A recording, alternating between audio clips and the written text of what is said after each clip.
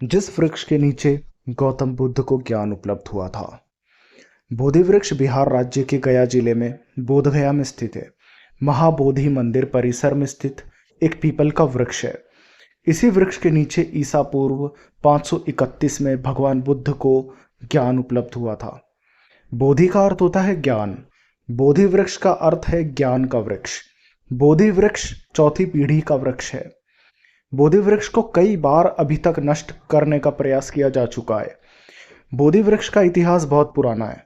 कहा जाता है कि भगवान बुद्ध ने इस वृक्ष के नीचे ही 6 साल तक तपस्या की थी। एक दिन उन्होंने छठे वर्ष में पूर्णिमा के दिन ज्ञान प्राप्त किया था। तब से बोधि वृक्ष बौद्ध धर्म का सबसे पवित्र प्रतीक माना गया है। बोधि वृक्ष का एक पीपल का वृक्ष है जिसे पीपल्स बेंजामिन भी कहा जाता है। यह वृक्ष लगभग 30 मीटर ऊंचा है और इसकी शाखाएं बहुत फैली हैं। आज बौद्ध वृक्ष एक सुरक्षित स्थान पर है। इसे एक लोहे के पिंजरे में रखा गया है। बोधि वृक्ष के चारों तरफ एक सुंदर मंदिर का एक परिसर है। हर साल यहाँ लाखों श्रद्धालु बोधि वृक्ष के दर्शन करने के लिए बोधगया आते हैं। बोधि वृक्ष बौद्ध धर्म के लिए एक महत्वपूर्ण प्रतीक है। ये ज्ञान, शांति और प्रेम का प्रतीक है। बोधि वृक्ष के दर्शन करने से श्रद्धालुओं को शांति की प्राप्ति होती है। कहा जाता है कि बोधि वृक्ष को सम्राट अशोक की कथा कथित एक वैश्य रानी तिष्य रक्षिता ने चोरी छुपे कटवा दिया था, जिसका प्रमाण अस्पष्ट है।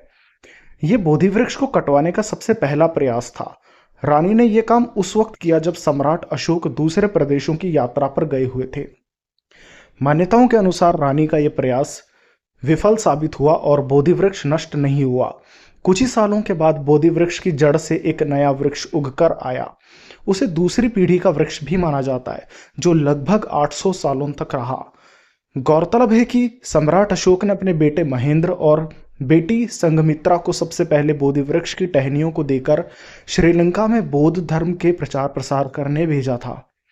महेंद्र और संघमित्रा ने जो बोधि वृक्ष श्रीलंका के अनुराधापुरम में लगाया था, वो आज भी मौजूद है। बोधि वृक्ष को काटने की दूसरी कोशिश एक बार फिर हुई थी। इस पेड़ को बंगाल के राजा शशांक ने बोधि वृक्ष को जड़ से ही उखाड़ने की ठानी, लेकिन वो भी इसमें असफल रहे।